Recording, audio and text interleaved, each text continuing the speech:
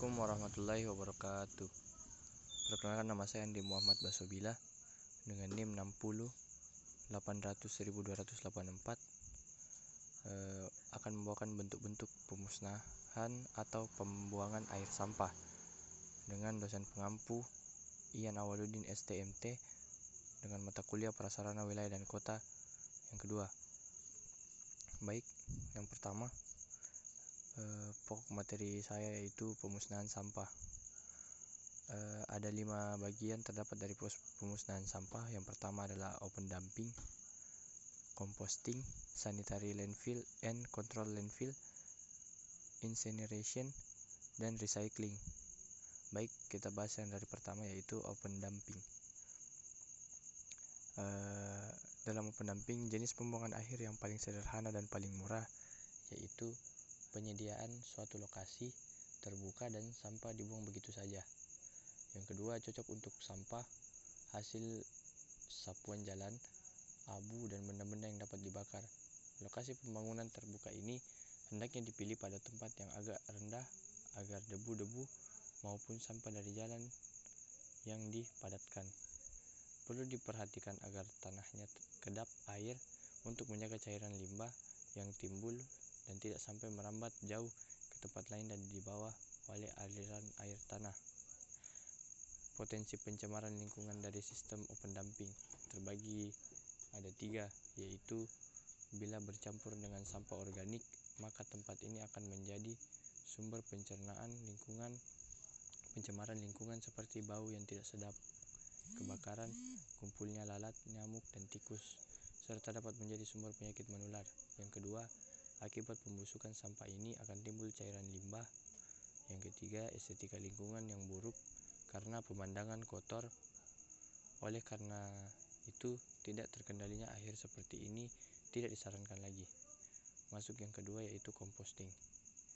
Ada 4 poin yang bisa saya bacakan, yaitu didefinisikan sebagai suatu proses dekomposisi atau penguraian secara biologis dari senyawa-senyawa organik yang terjadi karena adanya kegiatan mikroorganisme yang bekerja pada suhu tertentu.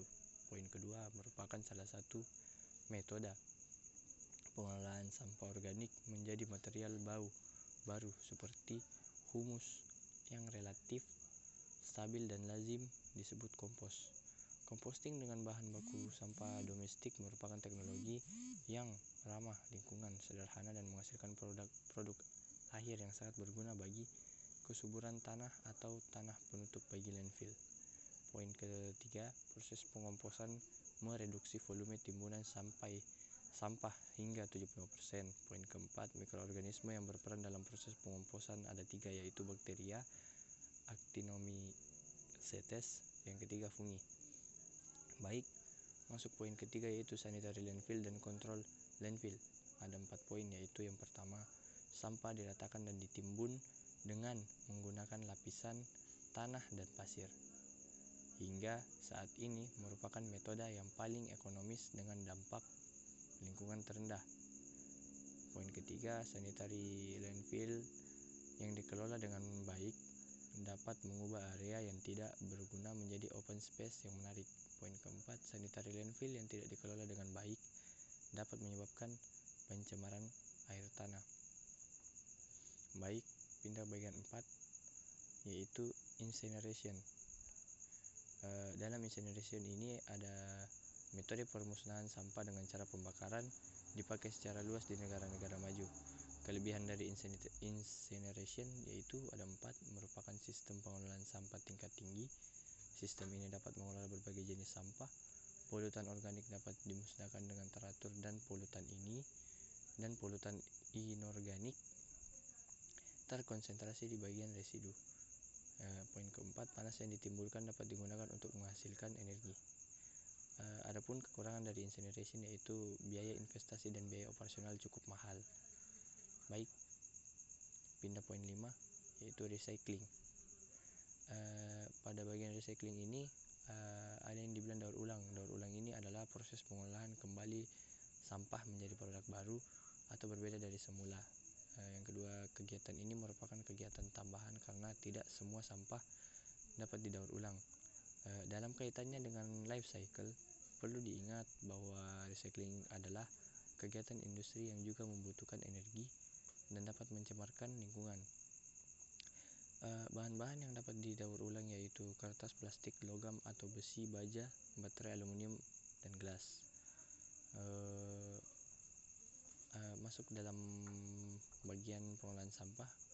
Pengolahan sampah yang sistematis, menyeluruh dan berkesinambungan yang meliputi pengurangan dan penanganan sampah. Dalam pengolahan sampah rumah tangga dan sampah sejenis sampah rumah tangga terdiri atas A. Pengurangan sampah, B. Penanganan sampah.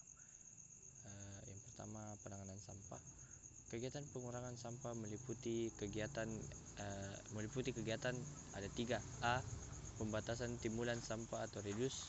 B. Pemanfaatan kembali sampah reuse. Dan C. Pendauran ulang sampah recycling.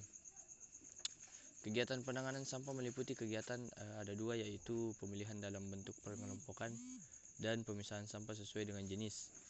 Masuk dalam poin B, pengumpulan dalam bentuk pengambilan dan pemindahan sampah dari sumber sampah ke tempat penampungan sementara atau tempat pengolahan sampah terpadu. Kegiatan penanganan sampah meliputi kegiatan terdapat dari 5 bagian, yaitu bagian pertama A. Pemilihan dalam bentuk pengelompokan dan pemisahan sampah sesuai dengan jenis, jumlah, dan sifat sampah. B. Pengumpulan dalam bentuk pengambilan dan pemindahan sampah dari sumber sampah ke tempat penampungan sementara atau tempat pengolahan sampah terpadu. C. Pengangkutan dalam bentuk membawa sampah dari sumber dan dari tempat penampungan sampah sementara dari tempat pengolahan sampah terpadu menuju ke tempat pemrosesan akhir. Dan yang ke D, pengolahan dalam bentuk mengubah karakteristik, komposisi, dan jumlah sampah. Bagian E, pemrosesan akhir sampah dalam bentuk pengembalian sampah atau residu hasil pengolahan sebelumnya ke media lingkungan. Baik, itulah materi yang bisa saya bawakan dengan PowerPoint saya. Kurang lebih yang mohon dimaafkan. Wabillahi wal taufiq hidayah. Assalamualaikum warahmatullahi wabarakatuh.